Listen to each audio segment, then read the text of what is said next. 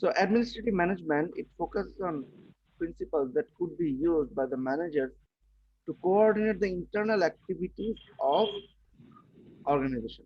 Internal activities বলতে কি বোঝায়?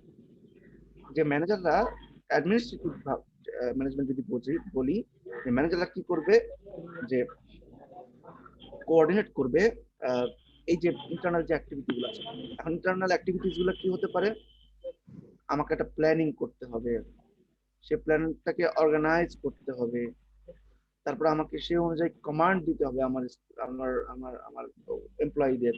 হ্যাঁ, একই সাথে আমাকে যেটা করতে হবে সেটা হলো আমার যে তোমার ইয়ে আছে, কি বলে, আহ, যে কাজগুলো প্রত্যেকটা ডিপার্টমেন্টের মধ্যে কোঅর্ডিনেট করতে হবে, সমন্বয় সাধন করতে হবে, এবং একটা কন্ট্রোল আমাকে রাখতে হবে অল দ্য টাইম।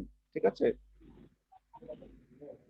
তাহলে এই যে পাঁচটা ম্যানেজমেন্ট ফাংশন, এই পাঁচটা ম্যানেজমেন্ট ফাংশন যদি আমি কন্ট্রোল করতে পারি, হ্যাঁ, তাহলে আমার প্রোডাক্টিভিটি বাড়বে। এটাই অ্যাকচুয়ালি অ্যাডমিনিস্ট্রেটিভ ম্যানেজমেন্ট সিস্টেম, যে আমার যে ইন্টারনাল অ্যাক্টিভিটিস গুলো রয়েছে সেগুলোর মধ্যে আমাকে কোঅর্ডিনেশন মানে আনতে হবে, কোঅর্ডিনেট করতে হবে আর কি। ঠিক আছে? আচ্ছা, তো এরপরের যে স্লাইডটা আছে আমি দেখি, এখানে বেশি কিছু বলা নাই। আচ্ছা, অ্যাডমিনিস্ট্রেটিভ ম্যানেজমেন্টের যে থিওরিটা দিয়েছেন হচ্ছে হেনরি ফেওল। হেনরি ফেওল বলেছেন যে আমরা এই মোটামুটি 14টা ভাগে আমাদের এই ম্যানেজমেন্ট সিস্টেমটাকে আমরা ভাগ করতে পারি। প্রথম হচ্ছে আমরা ডিভিশন অফ লেবার, আমি একটা একটা করে চলে যাই। হ্যাঁ, ডিভিশন অফ লেবার অর্থাৎ আমি কাজ ভাগ করে দিব, যে যে কাজটা ভালো পারে সেই কাজটা তাকে দিব। ঠিক আছে? তাহলে কি হবে? তাদের ইফিসিয়েন্সি বাড়বে। মানে আমার যেহেতু আমি যে জিনিসটা পারি সেই জিনিসটা আমি করছি, আমার ইফিসিয়েন্সি বেড়ে যাবে। ঠিক আছে? আচ্ছা, এরপরে হচ্ছে pointed out the down side of too much specialization, so workers should be given more duties to perform. এখন ব্যাপারটা হচ্ছে যে আমি যদি আমার যদি কার্যদক্ষতা আমার থাকে ভালো, তখন কিন্তু আমি বেশি কাজ করতে পারবো। এইটা বলেছে যে রেসপন্সিবিলিটিটা আমার লেবারটা কে ভাগ করে দিতে হবে, ডিভিশন করে দিতে হবে, যে যে কাজটা ভালো পারে সেখানে যাবে। Authority and responsibility, managers have the right to give orders and the power to exert subordinates for obedience. অনেক সময় মানে ম্যানেজার কি বলে না, তুমি বেটা কে, তুমি কি মালিক? তো মালিক পক্ষই তাকে আসলে নিযুক্ত করে, তার কাছে সেই পাওয়ারটা, সেই অথরাইজেশনটা থাকে।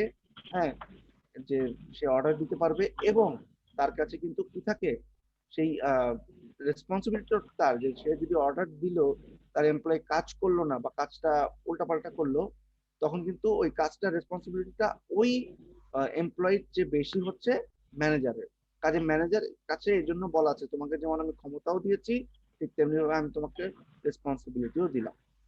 বুঝতে পারছো? আচ্ছা, unity of command. Unity of command হচ্ছে an employee should receive orders from only one superior। ঠিক আছে? এখন মনে করো যে এমপ্লয়ি, ব্যাপারটা হচ্ছে যে ধরো আহ, তোমার ফিল্ডে, তোমার তোমার তোমার সেক্টরে you have too many bosses. হ্যাঁ, সবাই নেতা, কে কার কথা শুনবে আর কে বলবে? ঠিক আছে? তখন ঝামেলা হয়ে যায় কি, ধরো সে বলছে এই কাজটা একভাবে করো, আরেক নেতা এসে বললো এই কাজটা এইভাবে করো, ওভাবে করো না। তুমি ইউ বিকেম কনফিউজ যে আসলে আমি কোনটা কার অর্ডার ইয়ে করবো। তুমি কনফিউজ হয়ে যাও, it affect the production rate. So এখানে তোমার unity of command, chain of command আমি যেটা বলি, একটাই হতে হবে। তোমার উপরে একজন সুপারভাইজার থাকবে, সেই তার অর্ডার ফলো করবে। হ্যাঁ হাসান, মিউট করো, মিউট করো। আচ্ছা, line of authority, the length of the chain of command that extends from the top to bottom of an organization should be limited। এখানে একটা ব্যাপার আছে যে ধরো যে অতি বেশি মানুষের হাতে তোমার পাওয়ারটা দেওয়া যাবে না। হ্যাঁ, ধরো যে প্রথমে কি থাকে, একটা বিশ্ববিদ্যালয়ের কথা যদি তুমি চিন্তা করো, একটা বিশ্ববিদ্যালয় থাকে ভিসি, ভাইস চ্যান্সেলর, তাই না? ভাইস চ্যান্সেলর, তার সাথে থাকে প্রো ভিসি, তারপরে হয়তো বা রেজিস্ট্রার থাকেন, হ্যাঁ, ফ্যাকাল্টি ডিনরা থাকেন, তারপরে হচ্ছে তোমার ডিপার্টমেন্টের হেডরা থাকেন, তাই না? এইভাবে কিন্তু chain of command, line of অথরিটিটা আসে। এটা এতটাই বড় হওয়া উচিত না যেন যে আমার টপ ম্যানেজমেন্টের আমার কোনো খবরই নাই যে আসলে রুট লেভেলে কি কাজ হচ্ছে। সো আমার টপ ম্যানেজমেন্ট থেকে শুরু করে আমার যে রুট লেভেলে সেই লাইন অফ অথরিটিটা একটু ছোট হতে হবে, সো দ্যাট আমার টপ ম্যানেজমেন্টের জন্য it is easy to look after the root level. হ্যাঁ, এবং এইটা আরেকটা সুবিধা হচ্ছে, আমার রুট লেভেলে কোনো সমস্যা হলে রুট লেভেল থেকে কথাটা টপ ম্যানেজমেন্টে আসতে আসতে যেন এটা এটা হচ্ছে তোমার বেশি সময় না খায়। ঠিক আছে, ধরো একটা file table to table table to table ঘুরতে ঘুরতে ঘুরতে ঘুরতে একটা সময় যে অ্যাপ্রুভাল হবে যখন এই কাজটার আর দরকারই নেই, এরকম যেন না হয়। এজন্য লাইন অফ অথরিটিটা অর্থাৎ চেন অফ কমান্ডটা ছোট হতে হবে। ঠিক আছে, এরপরে হচ্ছে সেন্ট্রালাইজেশন। আচ্ছা, এখন ব্যাপারটা হচ্ছে যে আমার ধরো বোর্ড মিটিং হয়, হ্যাঁ। তো দেখা যাচ্ছে যে আমার বোর্ড মিটিং এ ইফ ধরো এরকম হয় যে মাসে 3-4টা বোর্ড মিটিং হয়, সেখানে 2টা মিটিং হয় ধরো ভাইস চ্যান্সেলর এবং হেডদের নিয়ে, আর বাকি 2টা মিটিং হয় ধরো আমাদের এই যে যারা জুনিয়র লেভেলে আছে তাদেরকে নিয়ে। যদি এরকম হয়, এটা একটা সমতা আছে, হ্যাঁ। আর তা না হয়ে যদি শুধু মনে করো ডিপার্টমেন্টের হেডদেরকে নিয়ে যদি আমার ইয়ে হয়, বা ফ্যাকাল্টি ডিনদেরকে নিয়েই যদি আমার আহ, ইয়ে হয়, মানে মিটিংটা হয়, হ্যাঁ, এবং ডিসিশন মেকিং যদি তারাই থাকে, সো আলটিমেটলি আমরা যারা আছি বা যারা লোয়ার লেভেলের এমপ্লয়ি আছে, তারা they think, they start to think that they are worthless, তারা অর্দি না এই এই ডিপার্টমেন্টে বা এই বিশ্ববিদ্যালয়ে কোনো ডিসিশন দেওয়া, এরকম মনে করতে পারে, বা এই ইন্ডাস্ট্রিতে কোনো ডিসিশন দেওয়া। সো আমার যে ক্ষমতা আছে বা ডিসিশন মেকিং এর যে পাওয়ারটা আছে, ক্ষমতাটা আসলে ডিসিশন মেকিং এর পাওয়ার, সেটা যেন সেন্ট্রালাইজ না হয়ে যায়, কনসেন্ট্রেট হয়ে না যায়। ঠিক আছে, যে কয়েকজন মানুষের সিদ্ধান্তই পুরা ইন্ডাস্ট্রিকে মানতে হবে। এতে হয় কি, অনেক সময় যেটা হয় যে আমি কিন্তু মানে ধরো তারা হয়তোবা বোর্ড মেম্বার আছে 5 জন, তো ধরো 5 জনের মধ্যে কেউই ঠিকভাবে রুট লেভেলের কথা জানে না। হ্যাঁ, আমার ইন্ডাস্ট্রিতে কি সমস্যা হচ্ছে রুট লেভেলে, সেটা আমার বসেরা জানে না, যারা মিটিং করে। সো তারা যে ডিসিশনটা দিবে, এটা ডেফিনেটলি রুট লেভেল না জেনে ডিসিশন দিলে ডেফিনেটলি এটা কিন্তু একসেপ্টেড, মানে এটা কিন্তু ইফেক্টিভ হবে না, তাই না? এটাই বলেছে। আর unity of direction, those operation within the organization that have the same objective should be directed by only one manager using one plan. For example, the personnel department in a company should not have two directors. The personnel department in a company should not have two directors, each has a different hiring policy. যেমন ধরো এখন আমাদের 2 জন আছে, sharing company আছে, হ্যাঁ। তো একজন বলছে যে আমরা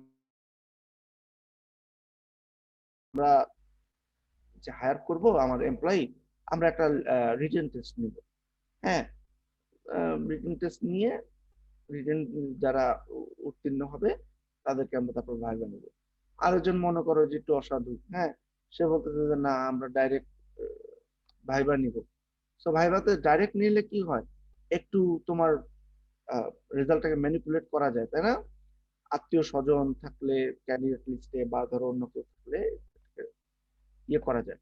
এতে দেখা যায় যে কখনো কখনো যদি ধরো 2 জনের ডিফারেন্ট মাইন্ড, একবার আমরা হায়ার করলাম শুধুমাত্র ভাইবা দিয়ে, একটু দুর্নীতি হইলো। আবার আরেকবার ধরো আমরা হায়ার করলাম রিটেন টেস্ট নিয়ে যাচাই করে, তারপর ভাইবা নিয়ে। এতে কিন্তু এই যে 2 শ্রেণীর যে আমরা এমপ্লয়ি পাচ্ছি, তাদের মধ্যে কোয়ালিটিও সেম থাকবে না, এবং তাদের মধ্যে কিন্তু একটা মানে দ্বন্দ্ব সৃষ্টি হবে। আরে বেটা, তোরে তো তুই তো 2 নাম্বারই করে ঢুকছিস, হ্যাঁ, আমরা তো যোগ্যতা অর্জন করে ঢুকছি। এটা একটা ক্লামজিনেস তৈরি হয়ে যাবে ইন্ডাস্ট্রির মধ্যে। সো দ্যাট, তো ডিরেকশনের ইউনিট থাকবে, মানে একজন ডিরেকশন দিবে, ঠিক আছে, 2-3 জন না। ঠিক আছে, আর মানে তোমাকে, যেমন ধরো আমরা যদি 1971-এ, রিসেন্টলি আমার মনে পড়লো, 1971-এ আমাদের যদি শেখ মুজিব, জাতির পিতা শেখ মুজিবুর রহমান, উনি যদি একাই ডিরেকশন না দিতেন, মানে সকল ডিসিশন তো উনিই দিয়েছেন, সো ওই ডিসিশনটা যদি একাই উনি না দিতেন, তাহলে আমার মনে হয় না যে আমরা কোনোভাবে স্বাধীনতা অর্জন করতে পারতাম। ঠিক আছে, হ্যাঁ, ওনার ডিসিশনটা অনেকের মাধ্যমে ইফেক্টিভ হয়েছে, ডিসিশনটা এসেছে তার কাছে, তাই না? সো ইউনিটি অফ ডিরেকশন থাকা উচিত যে কোনো কাজে। এরপরে equity, manager should be both friendly and fair to their subordinate. ঠিক আছে, আমরা অনেক ম্যানেজারদের দেখি, হ্যাঁ, যে মেয়ে মানুষ দেখলে তাদের তারা একটু দুর্বল হয়ে যায়। হুম, মেয়ে মানুষকে তারা একটু বেশি ছাড় দেয়। হ্যাঁ, আবার ছেলে মানুষকে তারা ছাড় দেয় না। আছে না এরকম? আছে কি না? কেউ আবার কথা বলে না, তোমরা যে ইন্ডাস্ট্রি গুলোতে কাজ স্যার করো আছে আছে এরকম হয় না? স্যার আছে তো, বহুত আছে স্যার। জি স্যার। জীবনে অনেক বহুত দেখলাম, ঠিক আছে, বুঝতে পারছো? তো এরকম অনেক দেখেছি। তো এই যে ইকুইটিটা রাখতে হবে, ঠিক আছে। দেখা যাচ্ছে একজন শুধু তেল দিল ম্যানেজারকে, হ্যাঁ, ওই মেয়ে মানুষটা বা ছেলে মানুষটা ধরো, সে তেল দিল, হ্যাঁ, তো ম্যানেজার খুশি ওই তেলের উপরে, আর তুমি এখানে খেটে মরতেছো, তোমার কাজের কোনো মূল্য নাই, তাহলে কিন্তু ডিপার্টমেন্টের মধ্যে বা একটা ইন্ডাস্ট্রির মধ্যে একটা ঝামেলা তৈরি হয়ে যাবে, ঠিক আছে। ম্যানেজার পিট নাও খেতে পারে মাঝে মধ্যে, বুঝতে পারছো? তো একটা ইকুইটি থাকতে হবে যদি আমার প্রোডাকশনটাকে একটা স্পিড রাখতে হয়, ঠিক আছে। আর order, materials and people should be in the right place at the right time. People should be in the jobs that they are most suited to. ওই যে আমি বললাম এটা ডিভিশন অফ লেবার হলে হয়ে যায়। যেমন ধরো আমি একটা কাজ করব, হ্যাঁ, আহ, ধরো এই যে ক্লাস নিব তোমাদের সাপোজ, হ্যাঁ, এখন আমার কাছে ক্লাস রুম নেই যেখানে বসে আমি ক্লাস নিতে পারবো। বা ধরো যেখানে আমি ক্লাস নিচ্ছি সেখানে ধরো যে আমার সেখানে বসার অধিকার নেই বা আহ, ইয়ে নেই, এতে এতে কি হবে যে আমি কিন্তু তোমাদের ক্লাস সঠিক সময় শুরু করতে পারবো না, এবং আজকেও আমি পারিনি। আজকে তোমাদেরটা পেছনে ক্লাস 15 মিনিট লেটে নিয়েছে এই কারণে, কারণ ওই ব্যাচটাকে আমি 30 মিনিট লেটে শেষ করেছি, শুরু করেছি। তো দেখা যায় যে এই এই কাজগুলোর কারণে আমাদের অনেক সময় ইন্ডাস্ট্রি কথা চিন্তা করো, এখন তুমি আম, হচ্ছে তোমার রুটি বানাবা, ব্রেড বানাবা, তোমার হুইট নাই, বা ধরো ব্রেডের যে বানাচ্ছে প্রোডাকশনে লোকজন নাই, হ্যাঁ, বা ধরো প্রোডাকশনের লোকজন কিউসিতে যে বসে আছে, কিউসির লোকজন আর এন দিতে বসে আছে, আর এন ডির লোকজন এখানে বসে আছে, তাহলে কি ডিপার্টমেন্টে হবে কাজ? ধরো আমি যখন দায়িত্ব আমি ভাগ করে দিচ্ছি, তখন যে ছেলেটা প্রোডাকশনে ভালো তাকে আমি দিয়ে দিলাম কিউসিতে, যে কিউসিতে ভালো তাকে আমি দিয়ে দিলাম আর এন ডিতে, হবে? ডিপার্টমেন্টে ওই ইন্ডাস্ট্রিতে ভালো উন্নয়ন হবে? হবে না। আচ্ছা, এখন আরেকটা কথা হচ্ছে সাবঅর্ডিনেট ইনিশিয়েটিভের কথাটা যদি আসি, subordinate should be given the freedom two conceive and carry out there plan even though some mistakes May result. আচ্ছা, এখন ধরো যে আহ, একটা কাজ একভাবে হচ্ছে, তো ধরো ওই কাজটা করতে করতে স্কিলড একজন এমপ্লয়ি আমাকে বললো যে স্যার, ও একটু wait, যে স্যার আসলে আপনার একটু আমার মনে হচ্ছে স্যার এই কাজটা যদি আমরা এভাবে করি আমাদের একটু খরচ কম হবে বা সময় কম লাগবে। তুমি বললে আরে না, ধর, তুমি কি বোঝো কাজের, আমি বলতেছি যে সেভাবে কাজ করো। তো যখন সাবঅর্ডিনেটটা বুঝতে পারছে যে এখানে কাজটা হবে, এই কাজটা করলে শর্ট টাইমে হতে পারে, হ্যাঁ, সেখানে যখন তার তার তার তার যে সুপিরিয়র, সে যখন বলছে যে না এরকম করে করা যাবে না, তখন কিন্তু সে একটু উদাসীন ফিল করবে বা একটু বিরক্ত হবে, হ্যাঁ, যে আমার কথার কোনো দামই নাই তাহলে, ঠিক আছে।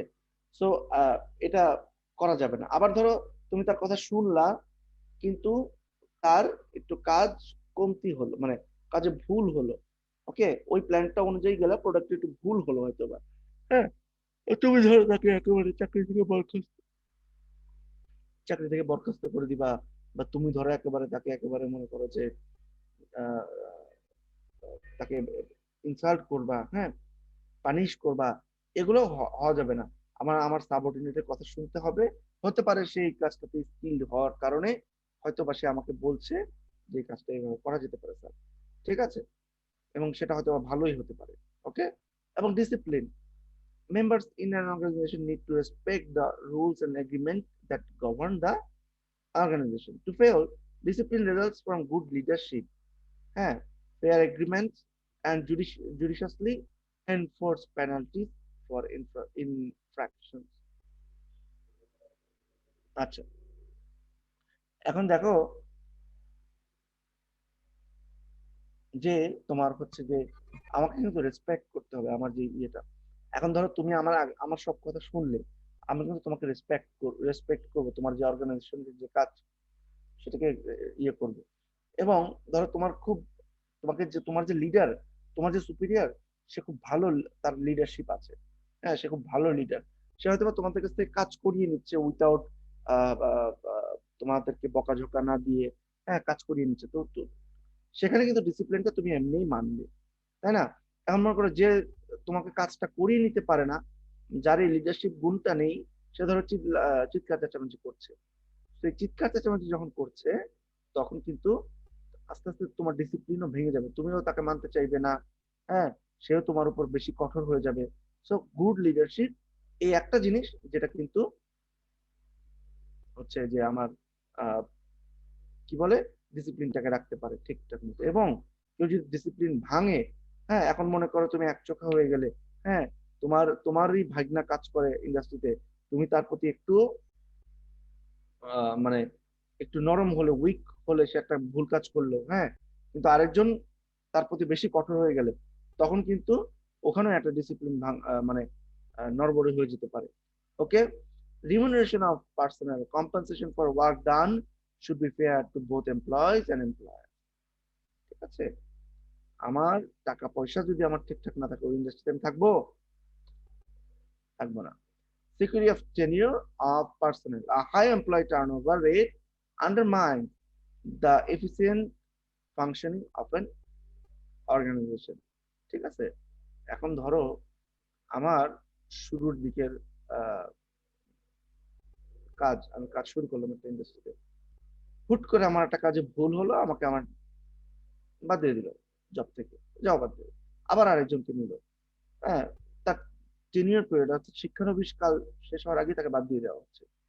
হ্যাঁ, তো এইরকম যদি এই রেটটা যদি হাই হয়, তখন কিন্তু আমার ইন্ডাস্ট্রির এফিসিয়েন্ট ফাংশনিং হবে না, কারণ আমি শিখতেই পারবো না আমি পরবর্তী দিকে কাজ কি করবো, তার আগে তো আমি বাইরে বাইরে হয়ে চলে যাচ্ছি। ঠিক আছে, তখন কিন্তু যেটা হবে, আমার এই মানে প্রোডাকশন কমে যাবে, ডিসিপ্লিনটা থাকবে না। Subordination of individual interest to the common interest. আচ্ছা, আমি একটা ইন্ডাস্ট্রিতে কাজ করি, আমার আমি 5 বছর পরে কোথায় দেখতে চাই, আমরা একটা লাইফের এইম আছে না, হ্যাঁ, যেমন আমি আমি আমি কিন্তু দেখতে চাই আমার নিজেকে হয়তো বা একটি একটি সরকারি বিশ্ববিদ্যালয়ের শিক্ষক হিসেবে। হুম, আমি দেখতে চাই আমি একটা পিএইচডি করছি, হ্যাঁ, পিএইচডি কমপ্লিট হয়ে গিয়েছে বা এরকম দেখতে চাই আমি 5 বছর। সো ধরো ধরো একটা বিশ্ববিদ্যালয়ে একটা শিক্ষক ক্লাস নিচ্ছেন, হ্যাঁ, উনি চাচ্ছেন যে 5 বছর পর আমার আমার আমার পাবলিকেশনের সংখ্যা হোক 10, 12টা, 20টা হোক। ঠিক আছে, হ্যাঁ, আর হচ্ছে এইটা এইটা how this is connected to common interest of the university. যখন একটা বিশ্ববিদ্যালয়ের শিক্ষকের অনেকগুলো পাবলিকেশন থাকবে, ইট মিনস এখানে অর্গানাইজেশন মানে মানে রিসার্চ হয়। ঠিক আছে, আর ইউনিভার্সিটি কিন্তু চলে রিসার্চ দিয়ে, ইউনিভার্সিটির সুনাম কিন্তু অক্ষুণ্ণ থাকে রিসার্চ দিয়ে। কাজে ধরো আমি যদি রিসার্চ করি, এটা আসলে আমার পিছনে যে বিশ্ববিদ্যালয়ের নাম লেখা থাকবে, সে বিশ্ববিদ্যালয়ের তার মানে কিন্তু সুনাম হচ্ছে। কাজেই we are connected, my individual interest and the common interest of department of university is connected. ঠিক তেমনি তোমাদেরও, যে ধরো যে তোমার হচ্ছে তুমি ইউনিভার্সিটিতে, সরি, তুমি ইন্ডাস্ট্রিতে আছো, তোমার দরকার একটু বেশি টাকা, আর ইয়ের দরকার কি, একটু বেশি ভালো প্রোডাক্ট। ঠিক আছে, তো ধরো তোমাকে বেশি টাকা দিচ্ছে, তুমি খালি টাকার দিকেই ঝোঁক তোমার, হ্যাঁ, হ্যাঁ, তুমি প্রোডাকশনে তোমার কোনো মনোযোগ নাই, অন্য কিছুতে মনোযোগ নাই, তখন তোমার কি হবে, তখন তোমার কিন্তু আহ, মানে কমন ইন্টারেস্ট, যে গোলটা ইন্ডাস্ট্রির, আর তোমার যে individual interest, they are not connected. For this reason দুজনের মধ্যে বনিবনা হবে না, ইন্ডাস্ট্রিও ভালোভাবে চলবে না। ঠিক আছে, কিন্তু তোমার যে individual interest, yes, you may have individual interest, but it should be connected to the common interest of the industry, which is actually to increase the production, তাই না, প্রোডাকশন বাড়ানো। এখন তুমি ইন্ডাস্ট্রি চাই প্রোডাকশন বাড়ানো, মার্কেট এক্সটেন্ড করতে, তুমি চাও বেশি বেশি টাকা।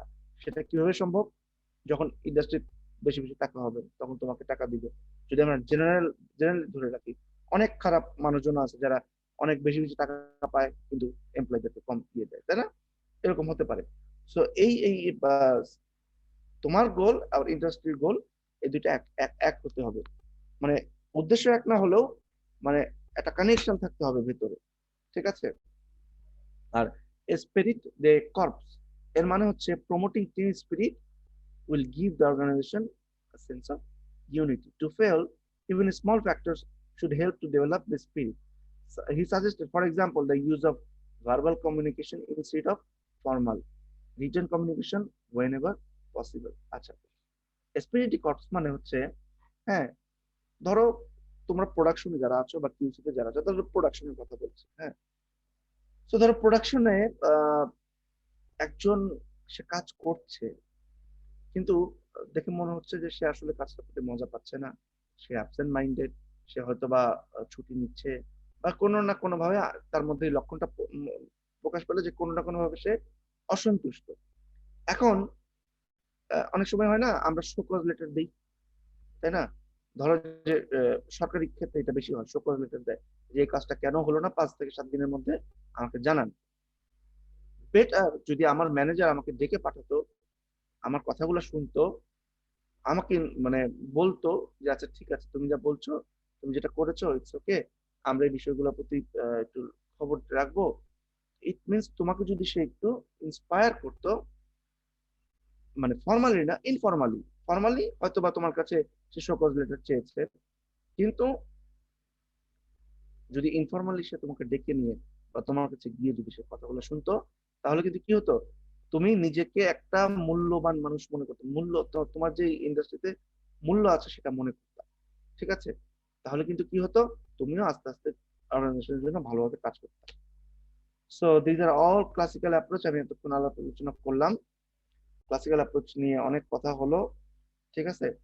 এরপর আমরা একটু চলে আসি বিহেভিয়ারাল অ্যাপ্রোচ। এতক্ষণ তো আমরা আসলে বিউরোক্রেটিক ম্যানেজমেন্ট নিয়ে আলোচনা করলাম, ম্যানেজমেন্টের তোমার হচ্ছে কিভাবে চালাবো, ভেতরের ব্যাপারগুলো কিভাবে দেখবো, ইন্টারনাল ইস্যুস গুলা কিভাবে সলভ করবো, এগুলো নিয়ে দেখলাম।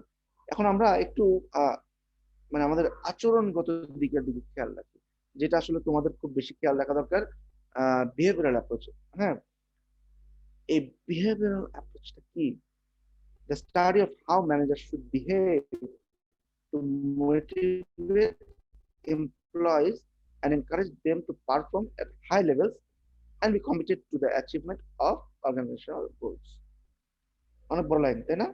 এটা মানে হচ্ছে আমরা তখন বলে আসছি যে আহ, শুধুমাত্র এমপ্লয়িরই রেসপন্সিবিলিটি নয় কাজ করে যাওয়া, বরং ম্যানেজারের দায়িত্ব হচ্ছে কাজটা করিয়ে নেওয়া।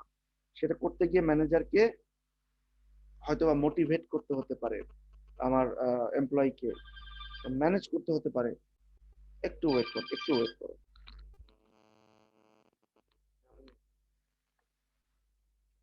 হ্যালো।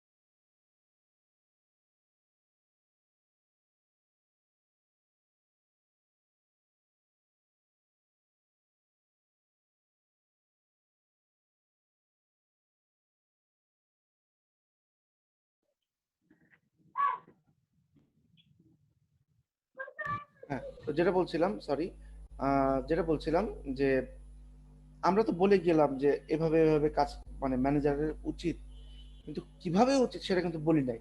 সেটা আমরা পড়বো এই বিহেভিয়ারাল অ্যাপ্রোচে, ঠিক আছে? বিহেভিয়ারাল অ্যাপ্রোচে এই জিনিসগুলাই শেখাবে আমাদেরকে, ঠিক আছে?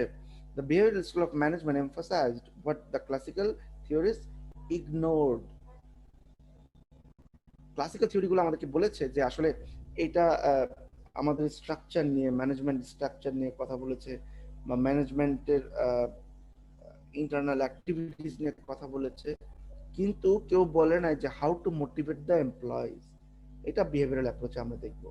Acknowledge the importance of human behaviour in shaping management style. আমরা খালি বলে গিয়েছি যে টপ থেকে বটম, হ্যাঁ, একটা সামঞ্জস্য থাকতে হবে, কিন্তু সেই সামঞ্জস্যটা কিভাবে, সেটার কথা কিন্তু আমার আমার মানে ক্লাসিক্যাল অ্যাপ্রোচে ছিল না। সো অনেকেই এখানে তোমার হচ্ছে ক্লাসিক্যাল বিহেভিয়ারাল অ্যাপ্রোচে কিছু তাদের থিওরি শেয়ার করেছেন। Mary Parker Follett, Douglas Gregor আছেন, এলটন মায়ো আছেন, এলটন মেয়ো সরি। তো এরা চেস্টার, তোমার হচ্ছে বার্নার, এরা মোটামুটি তোমার হচ্ছে কথাগুলো বলেছেন, তাদের থিওরিগুলো দিয়েছেন বিহেভিয়ারাল অ্যাপ্রোচের ক্ষেত্রে। তার মধ্যে একজন আছেন, একটা সুন্দর জিনিস দেখিয়েছেন, সেটা হচ্ছে আব্রাহাম মাসলো। আব্রাহাম মাসলো উনি হায়ারার্কি অফ হিউম্যান নিড নিয়ে কথা বলেছেন। এইটা কিন্তু খুবই ইম্পর্টেন্ট একটা বিষয়। এটা সব ক্ষেত্রে, সব জায়গায়, তোমার চাকরির ক্ষেত্রেও বলো, মানে তোমার জব সেক্টরেও বলো, তোমার এনিথিং, এনিওয়্যার, খুব ইম্পর্টেন্ট হায়ারার্কি অফ নিড, যেটা আর কি, হ্যাঁ, এটা খুবই ইম্পর্টেন্ট। সো এটা কি, আসলে উনি একটা পিরামিড দিয়েছেন, পিরামিড এঁকেছেন। পিরামিডের ব্যাপারটা যদি আমি বলি তোমাদেরকে, পিরামিডের উপরের দিকে অনেক বেশি জায়গা থাকে, তাই না? আর নিচের দিকে কম, তাই না?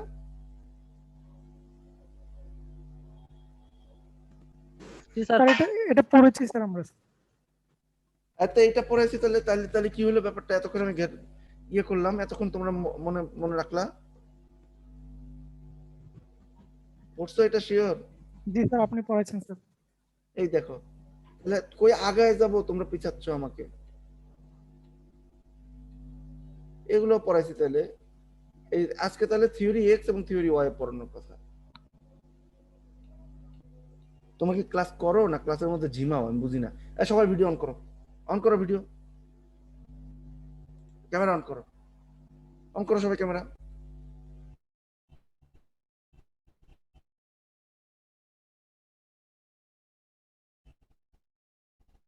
শুয়ে শুয়ে কি করতেছো?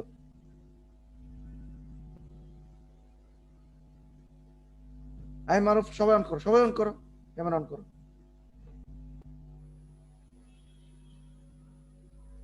চিল্লে চিল্লে পড়াচ্ছে তারা, এই রাখে না যে মানে কি পড়াচ্ছি না পড়াচ্ছি। মারুফ অন করো না কেন? স্যার জি অনই তো আছে স্যার। দেখতে পারি না, অন্ধকার। তানভীর, জেরিন, মেহেদি, মুন্না, সব অন করো। ছেলে মেয়েকেও বাদ থাকবে না, সব অন করো ক্যামেরা। আর অন না করলে আমি যে অন করবো না ক্লাস থেকে বের করে দিব আমি।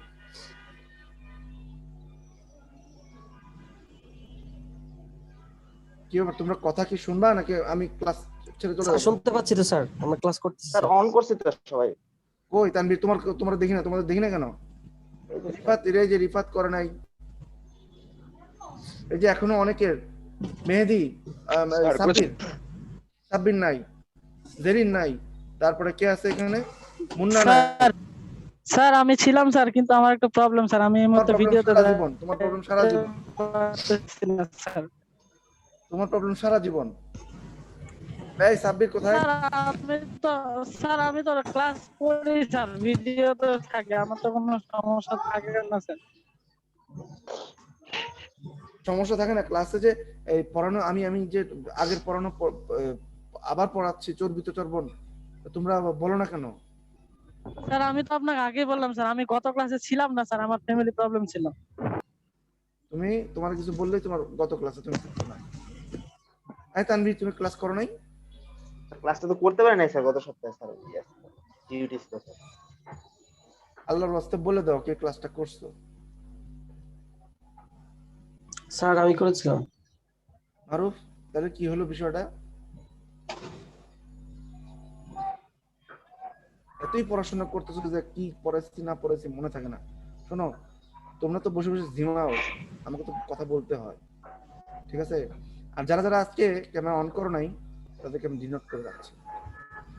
তোমরা কত বড় কি হয়ে গেছো এটা পরীক্ষায় হলে টের পাবা প্রশ্ন দেখে।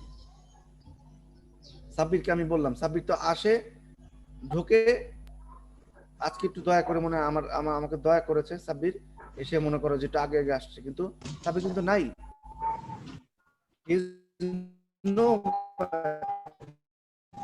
আমি ক্লাস নিচ্ছি, কথাই শুনতেছে না। এখন আমাকে বলো না যে স্যার জামালপুর থেকে নেটওয়ার্ক খুব খারাপ। জামালপুর নেটওয়ার্ক কিরকম আমি জানি। আই উইল বি গ্ল্যাড তোমাদের ফিজিক্যালি পরীক্ষা দিতে হয় এখানে এসে, তখন বুঝবা কেমন মজাটা লাগে। ক্লাসে যেরকম ঘুমাও ঝিমাও, আমি আমি আমি হাসানকে বললাম যে উঠে বসো, উঠে বসো না কিসের জন্য? আর তোমাদের তো আসলে ক্লাসেই রাখা উচিত না। এটা যদি এই যে আমাদের যারা স্যাররা আছে এটা যদি দেখে, তোমাদের ক্লাসের থেকে সবার আগে বের করে দিবে। ক্লাস করো, শুয়ে শুয়ে ক্লাস করো, অদ্ভুত তোমাদের অ্যাটিটিউড। স্যার আমি কি আপনার সাথে উঠে ভিডিওতে উঠানো নাই, আর উঠানো দেখায় নাই, ব্যাপারটা কিরকম? স্যার সেকেন্ড আর দেখানো লাগবে না, এই বদন আমি অনেক দেখছি। বন্ধ করো, বন্ধ করো, এই তানভীর বন্ধ করো। তানভীর আজকেও তুমি কি বলে হাফাতা শার্ট পরে, কি বলে স্যান্ডউইচ পরে ইয়ে করতেছো। আমার লজ্জা না থাকে, এই যে এতগুলো মেয়ে আছে, তোমাদের তো লজ্জা থাকা উচিত না? মেয়ে মানুষের সামনে আমি চলে আসতে ঠুসঠাস কাপড় না পরে, তোমরা তোমরা আসলে উচ্ছন্নে গেছো। তোমাদের প্রতি আমি খুবই বিরক্ত। স্যার আমি কখনো সেন্টু গেঞ্জি পরি না, এটা স্যার গেঞ্জি স্যার। কই দেখি গেঞ্জি, এই যে কই দেখি তোমার। আমি একদিন ধরছি গেঞ্জি স্যান্ডু গেঞ্জি, তুমি আমার সাথে মিথ্যা কথা বলো। আমি স্যার সেন্টু গেঞ্জি কখনো পরি না স্যার। স্যান্ডু গেঞ্জি পরোই না এখন, সারা জীবনে পরো না, একবারও পরো না কোনোদিন? না না, এটা স্যার 2015 সালের আগে স্যার, 2016 সাল থেকে। 2015 সালে আমি টিচার ছিলাম না, তুমি কি বলো এগুলো? হ্যাঁ স্যার, মানে তারপর থেকে আমি সেন্টু গেঞ্জি পরি না স্যার মেনলি। যাক, তাহলে চোখে তো ভুল দেখি, চোখে এমনি চশমা পরি, মনে মনে ভুল টুল দেখি। থিওরি এক্স এবং থিওরি ওয়াই, তোমাদের শাস্তি হলো তোমরা এটা পড়বা, আমাকে বুঝাবা। বুঝাও, কেউ একজন বুঝাও। আয় মারুফ বুঝাও, থিওরি এক্স পড়ো এবং বুঝাও। কি লিখছে মারুফ এখানে বলো? স্যার মারুফ না, মারুফ না, দাঁড়া, মারুফ না, মারুফ কিসের জন্য বলবে? দাঁড়াও, তানভীর তুমি বলো, তানভীর বলো থিওরি এক্স আর থিওরি ওয়াইটা পড়ে পড়ে বুঝাও এবং বলো আমাকে, সাথে আমি আছি তোমার। স্যার একটু পড়ে নেই স্যার, হ্যাঁ, পড়ে নাও, বলতেছি। পড়ে নাও, পড়ে নাও,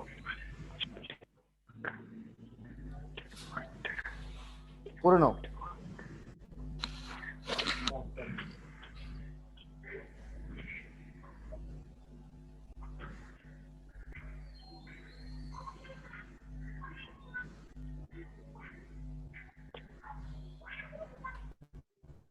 আচ্ছা, তোমাদের দিয়ে ক্লাস নেওয়া হবে ইনশাল্লাহ।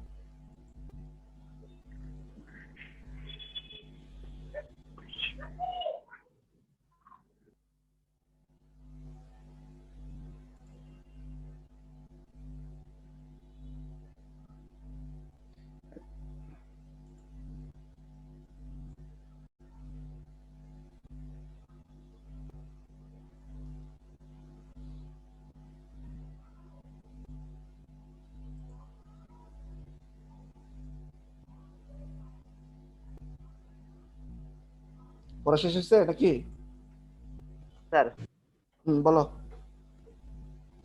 থিওরি এক্স হলো most people dislike work and they avoid it when they can. মানে ম্যাক্সিমাম লোক এই তাদের যে ন্যাচারাল তাদের যে কাজটা করতে পছন্দ করে না, এবং কাজ করার সময় ওটা তারা এড়িয়ে চলে আর কি। আর থিওরি ওয়াইটা হলো people is a natural activity like play or rest. আমরা রেস্ট বা বিশ্রাম নিতে অথবা খেলা করতে যেরকম পছন্দ করি বা যেরকম লাগে আমাদের, আসলে ওয়ার্কটা মানুষের কাছে এরকম ন্যাচারাল হওয়া উচিত। এরকম। গুড। হ্যাঁ, তারপরে বলো। এটা ফোর্সড হবে, ওই যে 2 নাম্বার পয়েন্ট থিওরি এক্স এর, এটা forced and threatened with punishment. Force and threated with punishment before they work. Sir বিষয়টা বুঝে নাই স্যার। বলো, কে আর কিছু বলতে যাচ্ছ বলো। স্যার থিওরি এক্স হচ্ছে স্যার আমরা যে আমাদের যে কাজটা, সেই কাজটা আমরা আমার নিজের ইচ্ছায় করতে চাই না। আমরা যখন সুযোগ পাই তখন। জি স্যার। যেমন তোমরা পড়াশোনা করতে চাও না। না স্যার, ওইটা পড়াশোনা করতে চাই, কিন্তু আমাদের অফিসের কাজটার কথা বলি স্যার। হুম। আমাদের যখন একটা কাজ দেওয়া হয় তখন আমরা এটা নিজে নিজে করতে চাই না, আমরা যখনই সুযোগ পাই একটু ফাঁকি দিই। আর তখন হয় কি স্যার, আমাদেরকে যখন এরকম করি আমরা, তখন আমাদেরকে পানিশমেন্ট দেওয়া হয় বা আমাদের কাজের জন্য প্রেশার দেওয়া হয়, দিয়ে আমাদেরকে এই কাজটা করানো হয়, বা আমাদের যে মধ্যে যে রেসপন্সিবিলিটি আছে কাজের, সেটা দেখা যায় না, সেটা থেকে আমরা দূরে থাকি। এটা হচ্ছে স্যার থিওরি এক্স। আর স্যার থিওরি ওয়াই হচ্ছে, হয় আমি কাজটা করবো নয়তো করবো না স্যার। এটা আমার নিজের উপর ডিপেন্ড করে, আমি এই কাজটা আমি করব স্যার। এটা হচ্ছে থিওরি ওয়াই।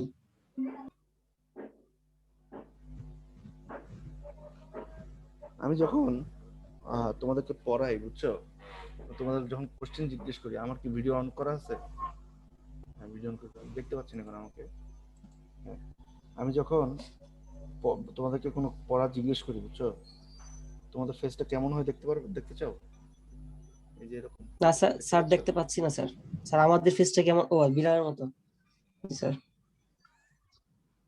এরকম হয়, একদম এরকম। তো যাই হোক, মজা করলাম। তবে আমার মেজাজ খুব খারাপ হলো যে আসলে তোমরা মানে হচ্ছে এরকম করো। যাই হোক, যেটা বলতেছিলাম আসলে, যে কি বলতেছিলাম, স্যার থিওরি এক্স আর থিওরি ওয়াই সম্পর্কে।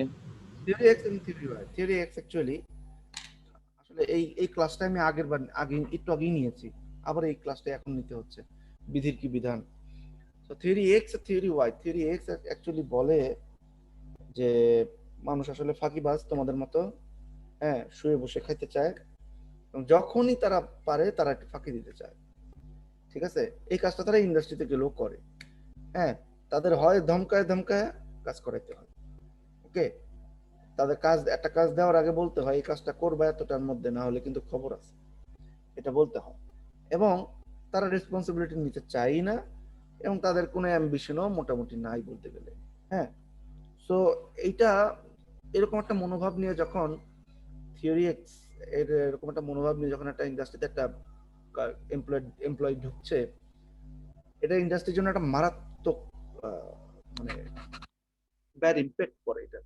তো এটা আমরা ম্যানেজাররা কিভাবে হ্যান্ডেল করবে? ম্যানেজাররা যদি এটা বোঝাতে পারে যে আমরা যে খেলি, আমরা যে খাই, এটার মতো স্বাভাবিক একটা অ্যাক্টিভিটি হচ্ছে, কার্যক্রম হচ্ছে কাজ করা, ওয়ার্ক, তোমার যে ইন্ডাস্ট্রি ওয়ার্কটা, এটা যদি আমি কোনোভাবে বোঝাতে পারি, তাহলে আমার কিন্তু ওই যে, যেহেতু এটা একটা নর্মাল কাজ, এটা আমাকে করতেই হবে, আমাকে খেতেও হয়, আমাকে খেতে হয়, খাওয়া ছাড়া আমরা পারি না বেঁচে থাকতে। আমাকে হয়তো বা আমি খেলতে যাই, আমাকে খেলতে হয়, আমাকে টিভি দেখতে হয়, ঠিক তেমনিভাবে আমাকে কাজগুলো করতে হয়, আমাকে ইন্ডাস্ট্রিতে জব করতে হয়, আমাকে এই ইন্ডাস্ট্রিতে জব করাটা একটা কাজ, আমার ক্লাসে অ্যাটেন্ড করাটা একটা কাজ। ঠিক আছে, সো সো এটা এটা this are all work, this are all natural. হ্যাঁ, সো এটা যদি আমি মনে করাতে পারি, বা ক্লাসের উপকারিতাটা কি, এটা যদি আমরা একটু মনে করাতে পারি, শুধুমাত্র যে একটা বিসি সার্টিফিকেট নয়, এটা যদি আমরা মনে করাতে পারি, তাহলে আমরা এই যে তোমরা আস্তে আস্তে ক্লাসে আসবা। ঠিক আছে, তারপরে ধরো যে হচ্ছে শুধু আমাদেরই দোষ নয়, তোমাদের মধ্যে কিছু থাকতে হবে, সেলফ কন্ট্রোল থাকতে হবে। ধরো পড়াশোনা করছি, পড়াশোনা করতে করতে বোর লাগছে, হ্যাঁ, বোর লাগতে লাগতে ধরো আমি গেলাম গল্প করতে আমার বন্ধুর সাথে, আর তো মনে করো যে পড়াশোনায় আর ফিরে আসার কোনো তাগিদ আমাদের মধ্যে নেই, অর্থাৎ সেলফ কন্ট্রোলও নেই, আমাদের সেলফ ডিরেকশনও নেই, যে ভেতর থেকে বলবে যে অনেক হলো গল্প, চলো যাই পড়তে, অনেক হলো গল্প, চলো যাই কাজ করতে। হ্যাঁ, এরকম সেলফ কন্ট্রোলও নেই, সেলফ ডিরেকশনও আমাদের ভেতর থেকে আসে না।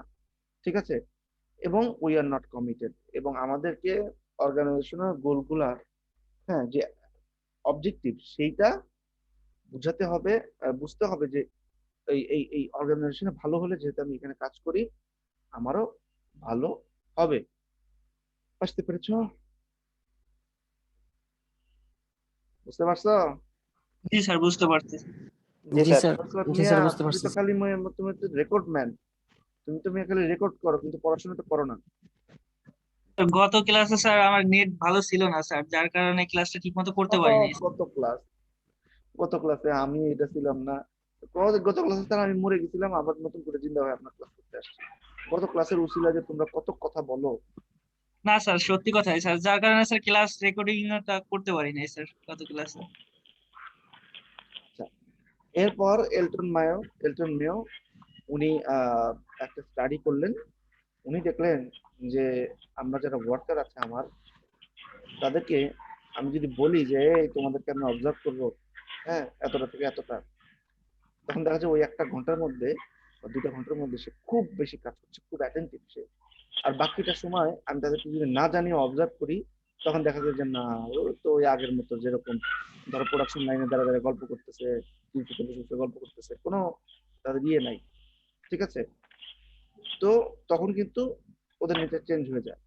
হ্যাঁ, আর প্রোডাক্টিভিটি ইনক্রিজ করে তখনই যখন আমরা ওদেরকে অবজার্ভ করি। আর যখন তাদেরকে কোনো গ্রুপ ওয়ার্ক দেওয়া হয়, তখন তাদের এই গ্রুপ ওয়ার্কের যে পারফরমেন্সটা,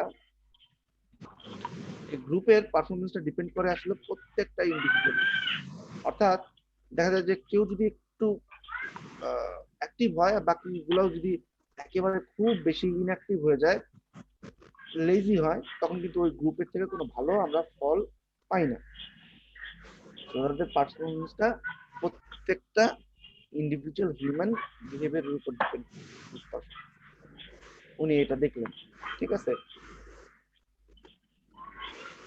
আচ্ছা, উনি এইটা দেখলেন। আরেকটা জিনিস দেখেছেন যে ম্যানেজার যিনি থাকেন তার যে বিহেভিয়ারটা অথবা তার যে লিডারশিপ অ্যাপ্রোচ, যে সে যে লিড দিচ্ছে, তার যে কাজকর্মগুলা, সেটা কিন্তু এফেক্ট করে ওয়ার্কার লেভেল অফ পারফরমেন্স, ওয়ার্কারের যে পারফরমেন্স সেটা কিন্তু এফেক্ট করে। ধরো যে আহ, ওই যে আমি আমি আমি প্রত্যেক সময় আমি উদাহরণ দিই। হ্যাঁ, বঙ্গবন্ধু কিন্তু কখনোই কাউকে 5 টাকা লজেন্স খাওয়াই নাই, মানে আমরা যারা মুক্তিযুদ্ধ করেছে, তাই না?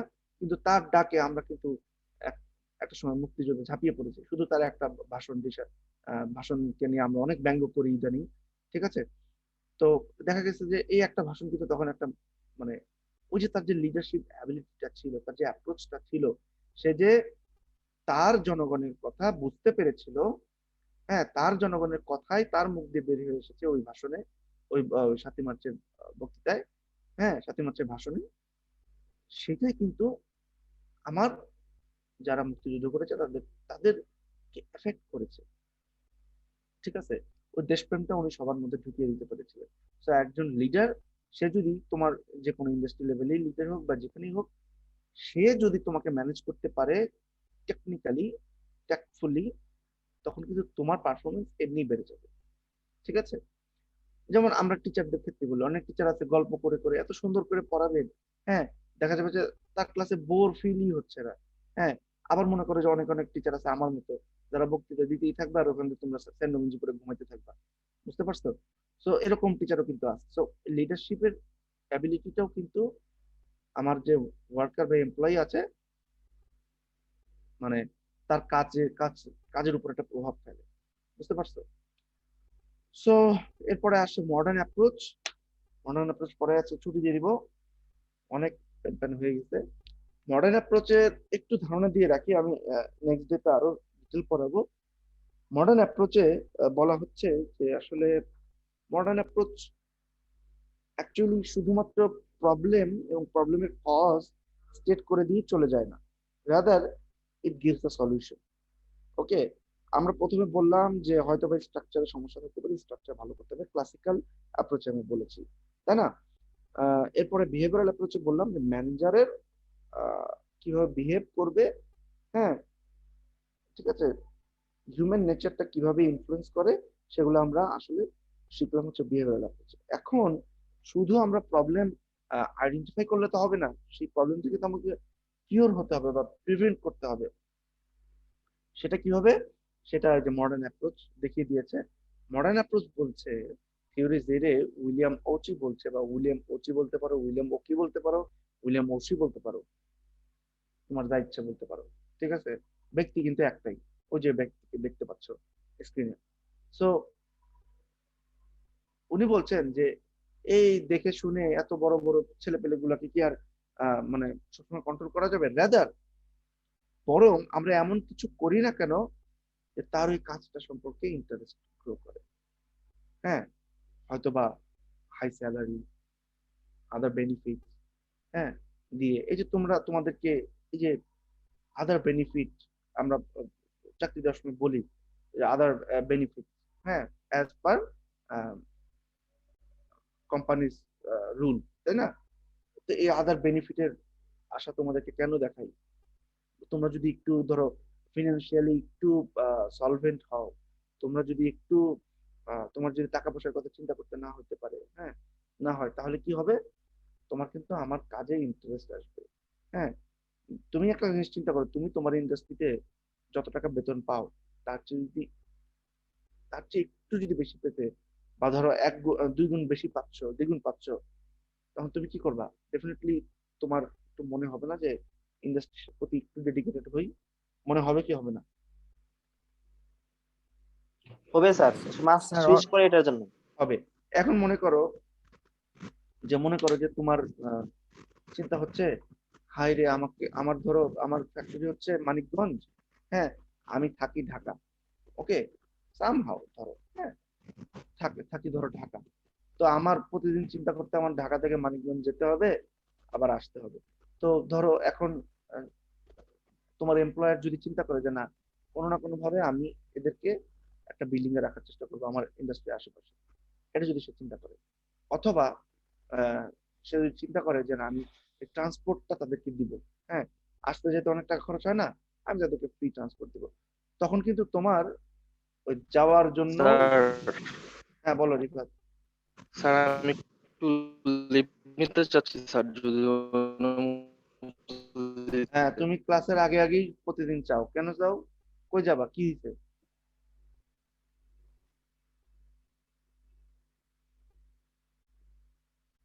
আর খবর নাই, কোনো লিভ দেওয়া হবে না, থাকো। কেন জানি এসইউপি তে এসে আমার নিজের মধ্যে খুব কনফিডেন্স গ্রো করছিল যে আমি তোমাদেরকে ভালো পড়াইতে পারি। আনফরচুনেটলি কেন জানি এখন মনে হচ্ছে আমি তোমাদেরকে ভালো পড়াতে পারি না। আগে আমি ফিজিক্যালি ক্লাস নিয়েছি, আমি কিন্তু টাইম ক্রস করে গিয়েও ক্লাস নিয়েছি। No one. স্যার আমার একটু হসপিটালে যেতে হবে স্যার। কেন তোমার প্রতিদিন হসপিটালে যেতে হয়? ওই গতদিনও স্যার কি প্রতিদিন। গতদিনও জানি কি একটা উসিলা নিয়ে তুমি বের হয়ে গেছো। না স্যার আমি তো লিভ নিই স্যার এর আগে একদিন। না, আমার মনে আছে, হয়তোবা একদিন। যাও আমি স্যার হসপিটালে, লিভ নিয়ে নিই তো স্যার কোনো। যাও হসপিটালে যাও। এখন পড়াচ্ছি থিওরি, যে এর মধ্যে যদি তোমাকে আমি আটকাই, তাহলে তো থিওরি যে পড়ানোর কোনো সার্থকতা থাকে না। যাও তো, ঠিক আছে? তো থ্যাংক যেটা ইউ বলছিলাম, স্যার। যে কোনো না কোনো ভাবে যদি ইন্টারেস্ট গ্রো করানো যায়, উনি বলেছেন যে ইন্টারেস্ট গ্রো করাতে হবে, তাহলে আর আমাকে মেরে পিটে বা ওইভাবে দেখা লাগবে না সবসময়, সুপারভিশনে রাখা লাগবে না সবসময়, ওয়ার্কার এমনি ফিরে আসবে। এরকম কিছু যদি আমরা করতে পারি, তাহলে আমার মনে হয় যে বেটার হবে। থিওরি যেটা এটাই বলে, ঠিক আছে? আহ, আচ্ছা, এখন ম্যানেজমেন্ট যদি এটা করে যে তোমাদের ডিসিশন মেকিং এ, আমি শেয়ারটা স্টপ করে দিচ্ছি, আর বেশি পড়াবো না।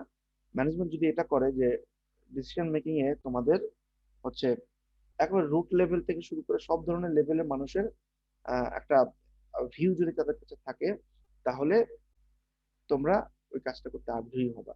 এখন মনে করো টপ অথরিটি থেকে একটা ডিসিশন পাস করে ফেলাই দেয়, এটার সাথে রুট লেভেলের মানুষজনের কোনো ইয়ে আছে কিনা কেউ দেখে না, তাহলে কিন্তু আলটিমেটলি আমার কোনো মজা আমি পাবো না এই কাজে, বা আমি আগ্রহী হব না এই কাজে, ঠিক আছে? থিওরি রিজেক্ট সম্পর্কে নেক্সট দিন আমরা আরো বেশি পড়বো। হ্যাঁ, সৈকতের রোল নাম্বার বলো। 41 ব্যাচ। 005 স্যার। ফারহান আলিমের রোল নাম্বার বলো। ফারহান,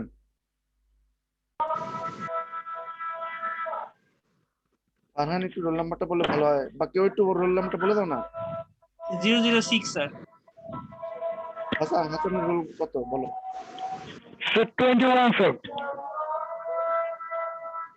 জেরিন হচ্ছে 46 ব্যাচের, হচ্ছে 46 এর জেরিনের আইডি হচ্ছে 14। সাব্বির আছো? সাব্বির স্টিল নাই, দেখছি সাব্বির। সাব্বিরকে নেক্সট ক্লাসে, সাব্বিরকে অ্যাটেন্ডেন্স দিব না আমি। মারুফ 46 এর।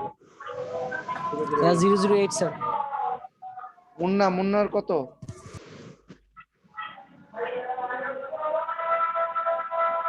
মুন্নাও 37 ব্যাচের মনে হয়। মুন্না কি আছো? আরে এইটা একটু মিউট করো, স্যার mute। আমি আছি স্যার স্যার জি স্যার স্যার ওনার রোল নাম্বার বলো, কত বলো? আইডি বলো, আইডি। স্যার ইউজি 11 37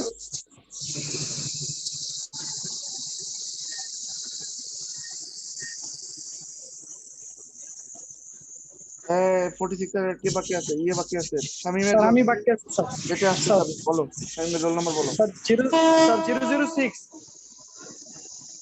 এরপর তাপসী, স্যার 013